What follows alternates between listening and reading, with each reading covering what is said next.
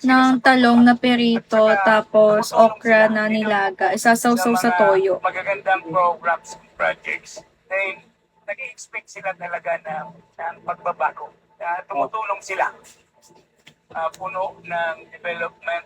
Mamalengke ako? Mayroon mga resources dahil sa Ikaw, anong ulam? Ay, yun ba gusto nyo or what? pag livelihood, hindi mo siya Yun din ba gusto nyo? nawawala. Pero pag education, hindi mawawala. Lifetime Ha? na yun ang nagkita po na magbabago ng buhay ng Ha? mga mahihirap.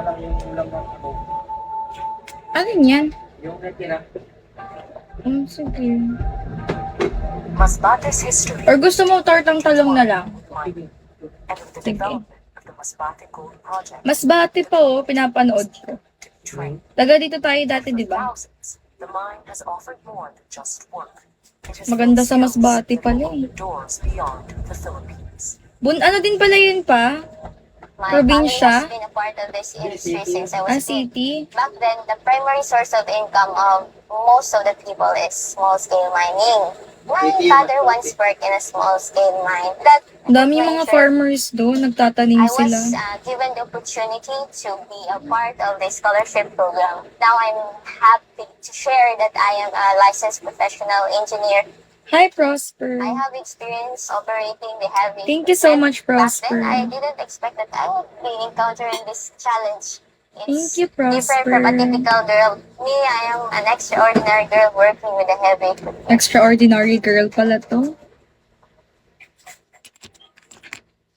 Ang dami namin dati, mga kaklase. Tila 27 kami may dati. Pero yung nag-push lang as sa leader, akin. mga siguro mga Di umalang ko kami. na Okay na po sa mas ako na yung naman. nagbibigay. Pinibigyan ko yung anak ko. Yung nakakatulong na din ako sa allowance ng kapatid ko. Yung iba naman, college grad ka, dapat nasa opisina ka, dapat tulong ka, hindi ka nag-builder.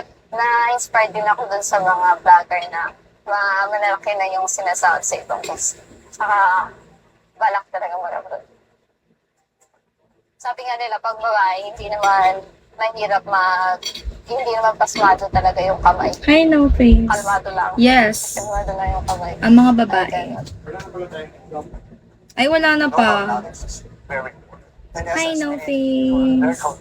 Na-miss ko yun si No Face. Address whatever concern that they have. Tagal niyang hindi pumunta sa live ko. Ba't hindi ka na napunta sa live ko dati? Yung first week of January ba yun? 6.5 years without a lost time injury. We're very proud of this. The people here have really adopted. Nasaan ka, No Face? Magpaliwanag ka.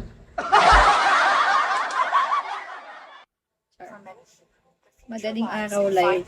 Ay, oh. Jessica Lapsing joined Di ba the mines nanonood to ka do sa akin jobs pag abroad madaling and araw? train as an English teacher for students overseas. Today, she teaches English to students across the globe. Hindi ka na ba to? Ha? Hindi ka na ba to? Hindi. Ano lang may pamlot lang yun. 저에게 이거는 자유죠. Okay lang ba to pa? 그래서 하고 싶은 일을 마음껏 할 수가 있거든요.